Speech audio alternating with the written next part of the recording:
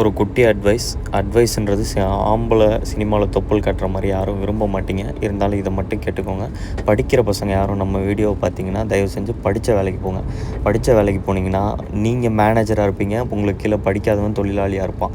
நீங்கள் கேள்வி கேட்பீங்க, அவன் பதில் சொல்லுவான். நீங்கள் படிச்சுட்டு வந்து ஒருத்தங்கிட்ட பதில் சொன்னீங்கன்னா உங்களுக்கு மண்டைக்கு சூடேறி போயிடும், வேலை மேலே வெறுப்பு வந்துடும். அதே போல் நீங்கள் படித்த வேலைக்கு போனீங்கன்னா, இப்போ பெட்ரோல் பங்க்கில் ஒரு தெலுங்கு ஃபேமிலியை மீட் பண்ணேன். அவர் ஹஸ்பண்ட் அண்ட் ஒய்ஃபு குழந்தைங்களோட இங்கே இருக்கார், ஒர்க் பர்மிட்டில் தான் இருக்கார். ஐடியில் டிசிஎஸில் ஒர்க் பண்ணுறாருங்களாம்.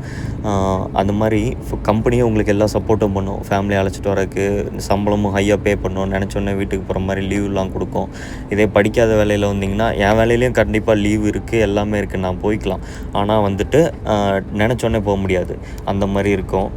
அது மட்டும் இல்லாமல் அப்புறம் சில பேர் நான் அது படிச்சிருக்கேன், இது படிச்சிருக்கேன், அந்த வேலை வாங்கித்தாங்க, இந்த வேலை வாங்கித்தாங்கன்னு சொல்லாதீங்க. எனக்கும் தெரியாது, ஏதோ தோணுச்சு சொன்னேன், அவ்வளோதாங்க.